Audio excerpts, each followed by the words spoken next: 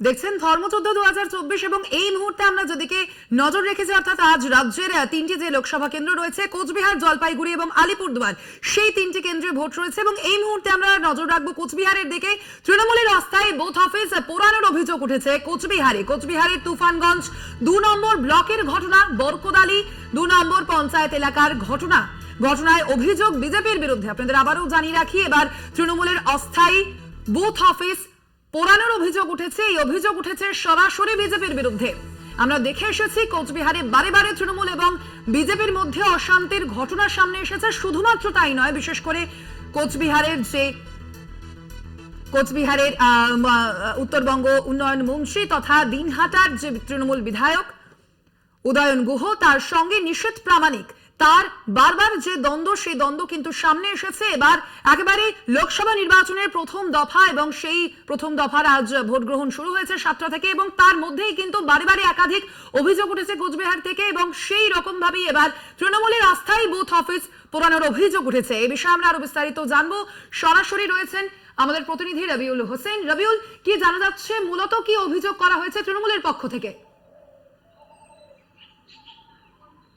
দেখো, সকাল 7টার সময় ভোট শুরু হয়েছে এবং এরই মধ্যে একেবারে তুফানগঞ্জ 2 নং ব্লকের বারোকোদালি 1 নং গ্রাম পঞ্চায়েতের যে হরিঘাট এলাকা রয়েছে, সেই এলাকায় ভোট সংক্রান্ত যে তৃণমূলের দলীয় যে তাঁবু রয়েছে, অর্থাৎ যে নির্বাচনী কার্যালয় রয়েছে, সেই কার্যালয় কিন্তু পুড়িয়ে দেওয়ার অভিযোগ উঠলো বিজেপির বিরুদ্ধে।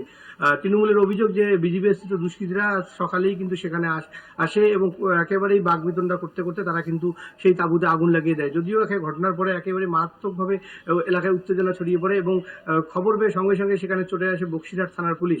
এই মুহূর্তে পরিস্থিতি কিছুটা নিয়ন্ত্রণে রয়েছে এবং একই সঙ্গে সেখানে রয়েছে কেন্দ্রীয় বাহিনীর জওয়ানরা, তারা রয়েছে। কিন্তু তৃণমূল একেবারেই বারবার অভিযোগ তুলছে যে এই ঘটনায় তারা কিন্তু বিজেপি ভোটারদেরকে প্রভাবিত করার জন্য এবং ভোটারদের মনে ভয় সৃষ্টি করার জন্য তারা কিন্তু এই কাজ করছে। এবং তৃণমূল নেতৃত্ব আরও জানাচ্ছে যে বিজেপি যেহেতু বুঝতে পেরেছে যে এবারে নির্বাচনে তুফানগঞ্জ এলাকার থেকে তাদের কোনো রকম লিড আসবে না, তার জন্যই তারা ইচ্ছাকৃতভাবে এইসব কাজ করছে। যদিও এই ঘটনার পরিপ্রেক্ষিতে এখনও কিন্তু বিজেপির কোনো রকম প্রতিক্রিয়া পাওয়া যায়নি। তবে একেবারেই নির্বাচনের দিন, সকাল 7টায় নির্বাচন শুরু হয়েছে, তার মধ্যেই তুফানগঞ্জের এই ঘটনা কিন্তু একেবারেই গোটা জেলায় আলোড়ন সৃষ্টি করে দিয়েছে।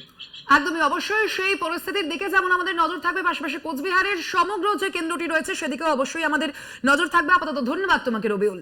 আপনাদের জানিয়ে রাখি, এবার কিন্তু কোচবিহার বারে বারে যে একাধিক অভিযোগ উঠছে, আমরা দেখেছি আজ যে লোকসভা নির্বাচনের যে প্রথম দফা, আজ সকাল থেকেই কিন্তু শুরু হয়েছে ভোট গ্রহণ এবং সেইভাবেই কিন্তু এবার তৃণমূলের অস্থায়ী বুথ অফিস পোড়ানোর অভিযোগ উঠেছে বিজেপির বিরুদ্ধে।